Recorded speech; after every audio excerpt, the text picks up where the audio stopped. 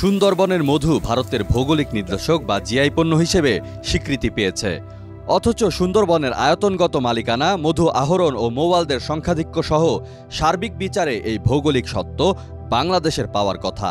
কিন্তু বিশ্ব মেধাসম্পদ সংস্থার WIPOর এক সম্মেলনে সুন্দরবনের মধুকে ভারতের জিআই পণ্য হিসেবে উপস্থাপন করা হয়েছে। ফলে বাংলাদেশে এ নিয়ে শঙ্কার সৃষ্টি হয়েছে। দেরিতে হলেও অবশেষে নড়েচড়ে বসেছে বাংলাদেশও। ভারত 2021 সালে আবেদন করে সুন্দরবনের মধুর জিআই সত্ত্ব পেয়ে গেছে।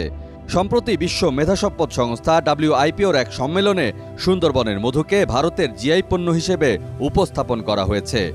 অন্যদিকে 2017 সালে বাংলাদেশে সুন্দরবনের মধুর জিআই স্বীকৃতির আবেদন 7 বছর পর গুরুত্ব পাচ্ছে। 10,000 বর্গ কিলোমিটার জুড়ে গড়ে ওঠা সুন্দরবনের 66% বাংলাদেশে এবং 34% পড়েছে ভারতে।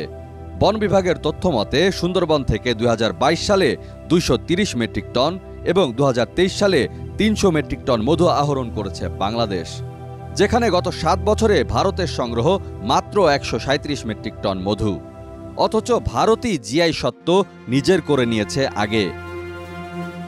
গবেষণা প্রতিষ্ঠান Centre for Policy Dialogue CPD এক সংবাদ সম্মেলনে প্রশাসন ও দায়িত্বপ্রাপ্ত ব্যক্তিদের অবহেলার কারণেই ভারত মধুর এই আন্তর্জাতিক স্বীকৃতি পেয়েছে বলে অভিযোগ করেছে গবেষণা প্রতিষ্ঠান Centre for Policy Dialogue CPD। এসব অভিযোগের পর অবশেষে বাংলাদেশের শিল্প মন্ত্রণালয় একটু নড়েচড়ে বসেছে।